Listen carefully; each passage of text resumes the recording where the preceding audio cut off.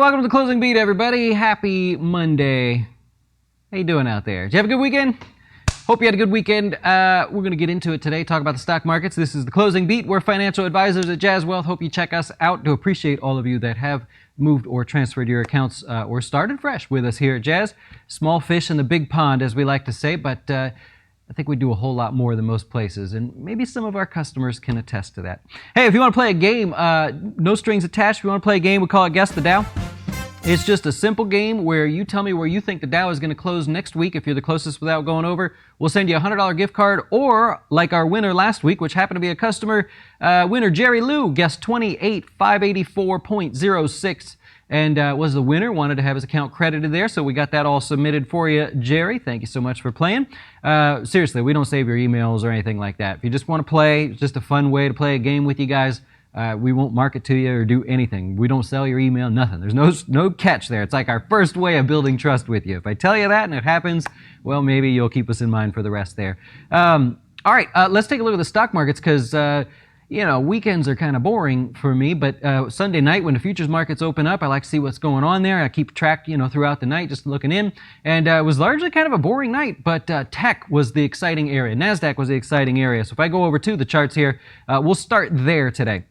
NASDAQ was the clear leader today, and it's going to be because of the bigger contributors like Apple, which had 6 1/3 gain on the day. You got Amazon up almost 5% on the day. They're the biggest because those two account for about 25% of the NASDAQ 100, right? So if you're looking at those, they're the biggest contributors there. The NASDAQ itself back to almost up 40% year to date. That's Amazon, not the NASDAQ, so I'll go back over there.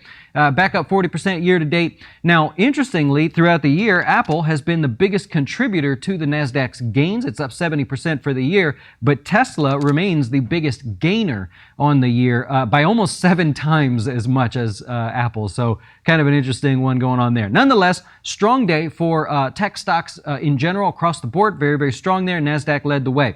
If we go over to the Russell 2000, that's going to come in as a really good strong mover today and has been for the past couple weeks. Been talking about that. It's now positive year to date. Small caps continue this sort of sneaky, quiet rally that they've been sneaking by here. Our small cap fund continues to outpace the markets there, and we have 16% in cash, so that's nice to see when we can afford to do that there. It was basically a broad rally, whether you're looking at our small cap fund or you're looking at the Russell 2000 here on the screen today. A couple names stand out if you happen to be in that space. Dillard's. Yeah, they're still around. Dillard's is around there. There was a Berkshire Hathaway fund manager that actually has a personal position in Dillard's there, quite sizable one, I believe. And so that's the reason that stock was higher. Warren Buffett, it's not Warren Buffett, it's one of their managers there. Poly, it's called Plantronics. You probably recognize the name. They call themselves Poly. Up 20% basically on the day there. They got an upgrade today with a $24 price target, which they attributed to the work at home sort of phase there. These guys benefiting from that. And so thanks to that trend there, they say $24 did a lot today, up almost 20% on the day. All right, just this month already, by the way, take a look at the Russell. Just this month already, up 10%. And we're not even halfway through the month, so it gives you an idea how strong the Russell is performing there. Moving on over to the S&P, most popular index out of everybody there, now up double digits year to date, almost back to highs there, still working.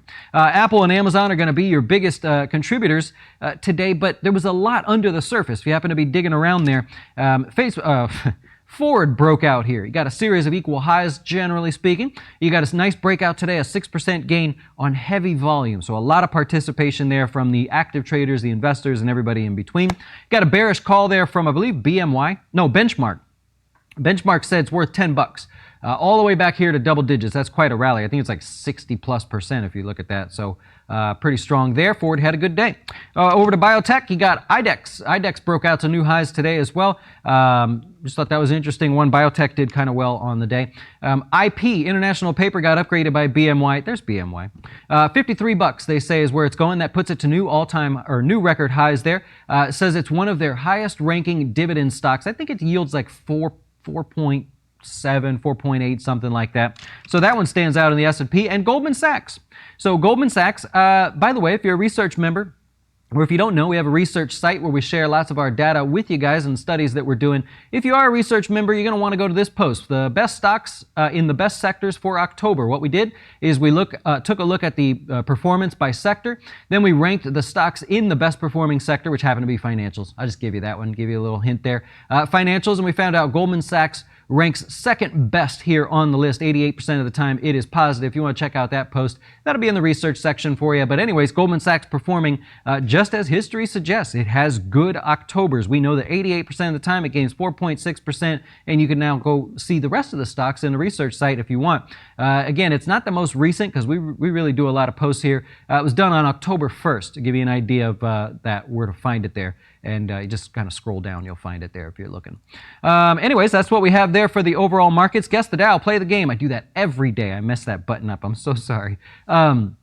We also do free videos on YouTube, FinTips we call them. It's a playlist there. On the bottom right-hand corner of your page, you're going to see some really good ones this week. I think our videos this week are like above average, and you know I'm not like a self-promoter. I'm not really good at that. But we've got a video today, dividend stocks based on volatility. And then if you go on our research site, or if you're one of our research members there, it's $13 a month if you want to join, jazzwealth.com/research. But I expanded on it in our research site. So the video you see publicly on YouTube, I expanded on it to include performance statistics to show which ones are the best performers. But a really, really good video today. Wednesday, we're going to actually quantify whether someone should refinance their home or not. And we're actually going to take an actual customer example of what they asked, how I ran through their scenario, so you can see that just because there's a lower rate may not mean you want to refinance. I'm actually show you dollar for dollar how it's done. I hope you enjoy that. And then on Friday, I'll tease you with it. Can you do a tax-free Roth conversion? I wonder if you can do a tax-free Roth conversion, and how would you go about that? I'll share some of that with you on Friday as well.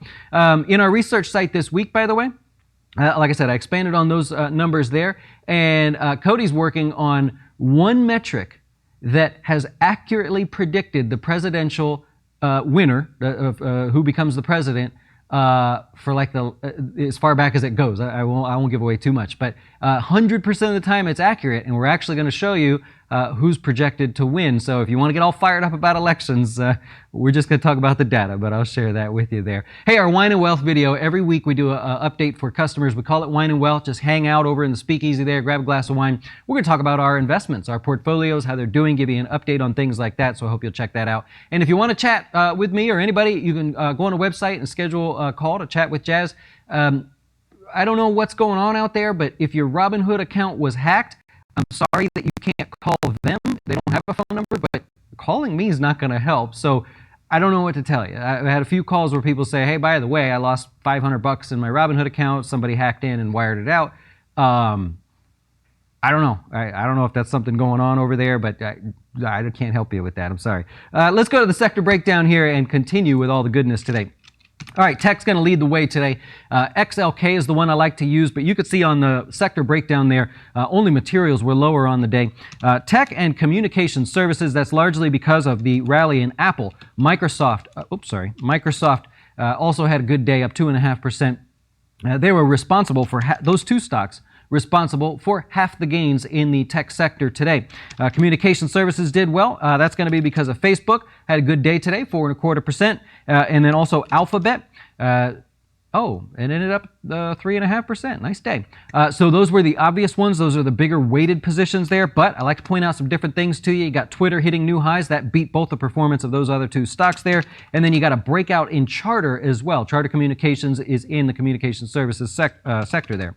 Not a sector, but looking at the industry here, semiconductors, which falls in the tech sector. Semiconductors up another almost 2% on the day, killing it. Now just a little bit extended, right? If you're looking at this, you gotta assume you need to be in profit-taking mode. Take a look at what you have, or just assume it's going to pull back. Not a big deal. Financials up 1%, just over 1% today. We've got earnings coming up. The banks will report earnings starting tomorrow. That is largely seen as the start of earnings season. And I'm going to share one of them here with you while I've got you. Let's take a look at JP Morgan. Can we do that? Ta-da! Okay, here's JP Morgan. The stats on JP Morgan. They report tomorrow. As far as earnings, I think we're expecting $1.98 a share. Yep, $1.98, $20 billion in revenue. They beat on earnings 82% of the time. They beat on revenue 57% of the time. This is all time, taking every single quarter into effect there. Their third quarter, which they'll be reporting, they beat 79% of the time. That's good. It's not the best. The stock performing on the day of earnings. So tomorrow, how often is the stock higher versus lower? It's only higher 26% of the time. I happen to think it's going to be higher tomorrow. I think that it's trading cheaper than most. I just happen to think it's going to be higher. I'm not telling you what to do, but I think this is going to be a stat that doesn't play out tomorrow. Third quarter earnings response in terms of the stock performance, it's the worst of all the other earnings there. So 26% being positive for the third quarter earnings, it's actually the worst of all of them by far. Aside from that, JP Morgan, if you want to look at the performance there, it's aside from third quarter last year, it's been down every single third quarter earnings report day since 2009. So it's not the best quarter for them. I just happen to think it's going to be a little bit different tomorrow. Maybe I'm wrong, but we'll see what happens there. So anyways, let's cover that. We'll go on a couple other sectors and we'll move on. Got some good stuff for you today. Consumer discretionary stocks hit a new high today. Amazon was the main focus. You got Prime Day coming up. So people excited about that, and retailers hoping that kicks off hopefully a strong holiday shopping season. Consumer staples almost back to highs as well. A couple things that stand out. We happen to own Pepsi, so we noticed that Pepsi broke out here for just a moment. Hopefully that continues. Costco continues to be a beast. Maybe that was a bit of a blow off top today, up 2%. I don't know. Procter & Gamble, a very stable dividend fund there, looking pretty good, up 5% just this month. And if we go over to oil, oil was down, choppy in here. Very difficult to predict oil at the moment. But energy, as you notice there, the energy sector was a little bit higher on the day. And that's what you have.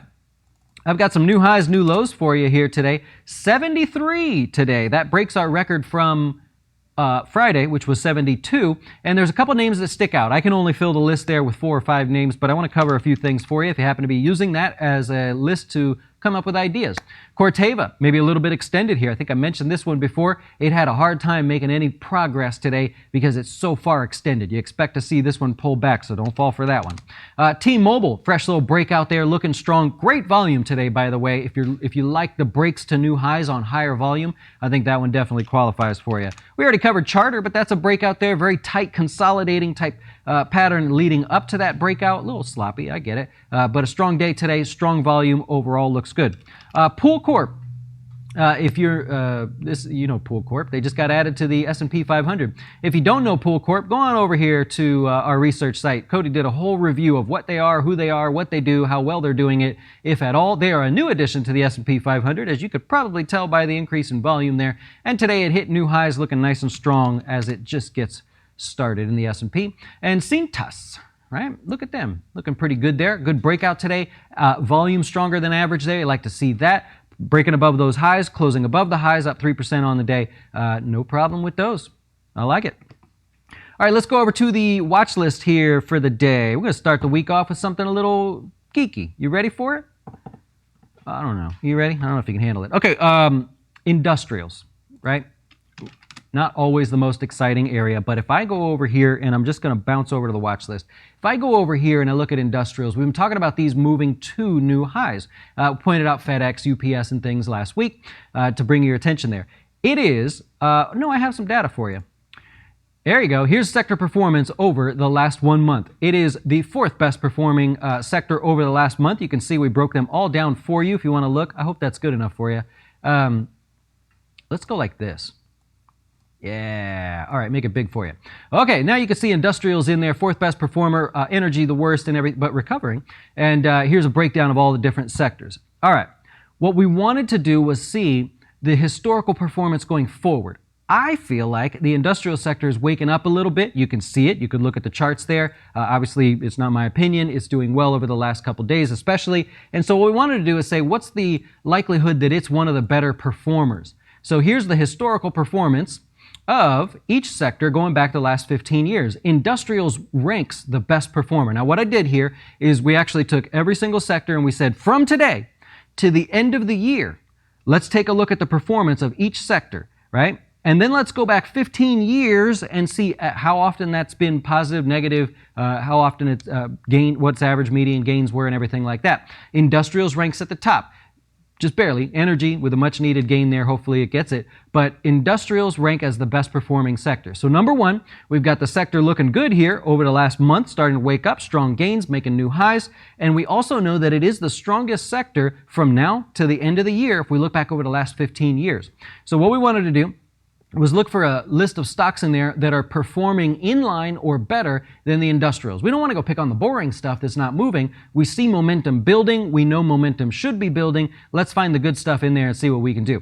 All right, I'm going to go through a couple stocks here. What's this one? Oh, here's a breakdown of all the different sectors in their positivity rate. So, oh, you put that in there for me too. Nice. If you look at industrials, that's going to be up here in the mix. Only 2018, 2008, or 2015, and then these 2 years were the only negative years. I'm sorry if that's a little bit small, but there's just a quick way to break that down. The most positive in terms of having the best number of years most positive is going to be consumer discretionary and consumer staples at 80%. Everybody else chilling at 73%, looking good there. Okay, so let's go through a list of stocks. First up, you got FedEx. And I need to just change one thing here. There we go. All right, so FedEx up 20%. Oh, up 21% over the last 1 month there, up about 80% year to date. It's a beast. It's not too extended. It's just on this freight train of a moving uptrend there. Very exciting to see that. A.O. Smith, ticker symbol AOS. This one's up 18% over the last month. It's only up 20% year to date. Volume starting to get more. This stock is getting more attention. Take a look over here. Just in the last couple of weeks, it's got more interest than it's had over the last month. So people recognizing that industrials are leading the way. That's people moving money into this sector, also into this stock. If you happen to be looking. Quanta Services, a little extended in terms of how this move has outpaced its sector already, if you were to compare it to industrials, but it's up 15% over the last month and up 45% year to date, something to take a look at there. United Rentals is kind of always a go-to in the industrial space there for people like the idea of this one kind of being stable in the long run. It's a monster company. Up 1% today, up 14% over the last month, and that's largely most of the gains year to date that it has because it's only up 18% year to date. Let's move on. Okay, you got Pentair hitting new highs here. Fresh breakout. We pointed this out the other day. It's kind of taken off without you in the ultra short term. Any pullback there, you know now you're participating in a stock that is stronger than the sector, but the sector is one that historically is strong and is showing you that it is being strong right now. Hopefully that makes sense and I'm not sort of frustrating you there. Okay, moving on to Robert Half here.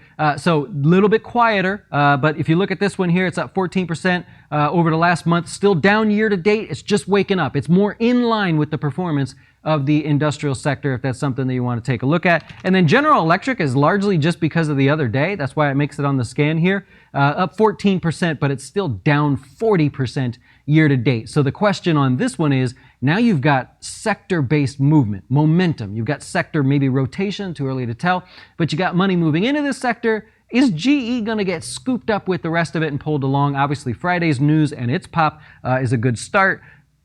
I don't know. I just thought I'd throw that one in there as one of the mixes there. You have a total of, I think it's that's going to be 17 stocks up double digits. 16 stocks up double digits for the last month in the industrial sector. Carrier, by the way, we happen to own this one. Carrier is the best performing overall in the industrials, 168% year to date. This one continues to be a beast ever since it was spun off there. So there you go. Just kind of a simple one today to take a look at the sector's historical performance, looking at how they perform individually going forward, looking at how they're performing over the last month to justify, I've got momentum, I've got stuff moving in there, I've got a sector that should be performing well, now I've got to find some stocks that are performing well in that sector. Top-down analysis there for you. Hope you enjoyed it. If you didn't enjoy it, I'm sorry. We'll move on. What else do we have to wrap this thing up for the day? We've got stocks in the news. Let's do it. Stocks in the news for the day. Here we go. Oh, nope, that's the wrong button. All right, Twilio. Where's my list? So Twilio is buying out Segment for $3 billion, 3.2, you know, somewhere in that ballpark. Found it interesting that they are the acquirer, and usually the stock is lower. Look at AMD the other day. but they're actually higher by 7% here. So Twilio enjoying that little boost there. Regeneron Pharmaceuticals, there we go. President Trump says that the company's antibody treatment will get emergency approval very soon. Stock wasn't really moving on that news. It moved the other day when it was in the news, and so we'll see what happens. Apple's got their big event tomorrow. The stock was sharply higher on the day. Here's the thing.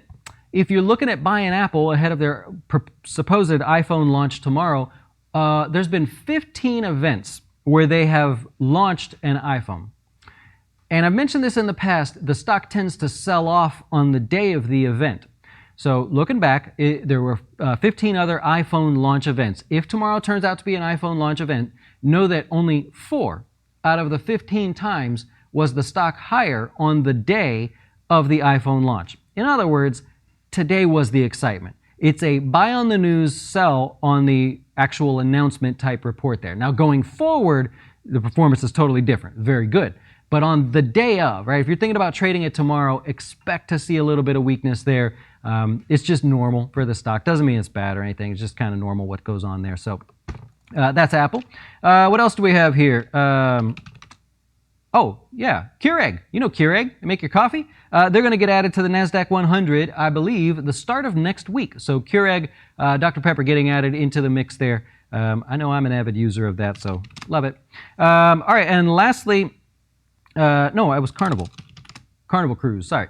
Carnival Cruise cancels their cruises out of basically Florida for November. They're going to take it month to month, see what they can do there, but the stock was down about 3% on the day.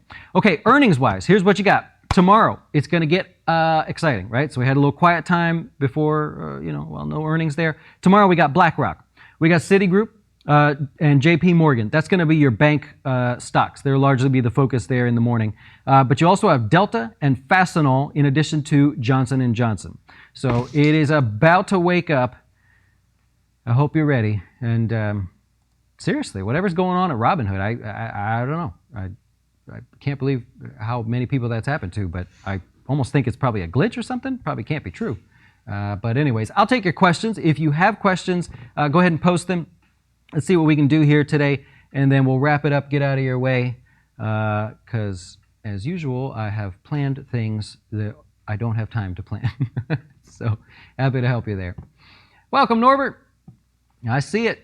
Disney up after hours, they said they're going to focus on streaming as their core business there, and they showed it, right, by firing everybody at those parks. So investors like to see that because streaming's where the money's at, man. It's where it's at. Yep. I love it. You think Tesla's consolidating for a move up? Well, it is earnings season. You are correct there. I know that's the case. You're going to have that whole conversation again. But will they, won't they? S&P sort of thing. Will they get included or not? But still a good day, up 2%. Just the volatility's come out of it quite a bit, right? I know Harry likes that volatility. It's gotten awfully calm. Yep. Oh boy. Cool. So you like the idea of AMD as a buy there. So a little bit of a dip the other day. They're buying out Xilinx. Right? Is that the one? Or did I dream that? No, they're buying out Xilinx. So stock a little bit lower. We're getting into that earnings season here. You got to take that into consideration as well. It's kind of chopping around. I would either look for a weak day to probably start nibbling a little bit, but I don't know that there's anything here that I could just say, yeah, it's going to bounce somewhere in here. There's just nothing to really bite onto to get excited about there. Add to that, semiconductors are a little bit heavy or a little bit frothy, maybe a little bit overheated in the short term there. If they pull back, you'd largely expect AMD to pull back with it. So because the industry is a little bit overdone, maybe you want to be careful. Same with the market. The market's maybe a little bit overdone here, could use a break. If the rest of the week was spent just sort of floating around, you wouldn't feel bad about that. It would be a nice break, you know? I love it. Same with the Russell. Yeah, there you go. So I just kind of beat J-Dub to it there. Same with that one. It's had a great run over the past couple weeks. If it were to pull back, it's not the type of pullback where you say, oh my God, is that the top? No, we all just recognize it was a little overbought, and maybe that's it. Why do we hold 16% cash in a portfolio? Specifically, I was talking about the small cap fund. So each fund is a little bit different at the moment, and it depends on how far they've been kind of going. Anything NASDAQ related, we sold off a little bit earlier before that first drop there. We're looking for places to re-add it and also to reduce volatility into the election. I don't believe that the election causes a crash. I don't buy that. But looking for a better opportunity to put it back. So specifically, the 16% was in the small cap fund. We'll go as high as 20, and I think as low as 11. So it's not like we keep cash there often, or as part of our process. You think big tech's going to have another big rally in Q2 based on the uncertainty of COVID, EU? They're setting up to close down again. Well, that helps, right? So anytime you have, even if it's not here in the States, I know New Jersey's having some issues and stuff, but anytime that virus sort of peeks its head up a little bit more, or it's reported to have woken up a little bit, those big tech names, stay at home, work from home, all that stuff is definitely going to get attention. And you see the weakness in the hotels, the cruise lines, and things like that. It's the obvious play. So when the virus first came out, we didn't know. People were like, oh, what should I do? Where should I invest? You start using your head a little bit. Now we all know. So you would expect people that don't really like to think or research a lot to just dive into those stocks. Yep. We'll see what happens. Stimulus, and we go to all-time highs. Well, we know now. We know stimulus is already priced in. So there would be no reason to, after last week's action, there would be no reason to believe that there's extra juice in the market because of stimulus. It's already priced in. Yep. One of those rare times where the market showed what it was thinking. Yep. You bought some Dow puts at the end of the day, hoping to see a pullback. Well, hopefully they're not like expiring this week. Maybe you get a little time there. There you go. I like it. Hey, I'm going to wrap it up there. I do appreciate you hanging out with me here today. Bam, we covered it. Got everything done. You guys enjoy the rest of your day. Thank you so much for your support and watching us. If you would, hit the thumbs up button or the subscribe button, all that good stuff, and have a great rest of your day.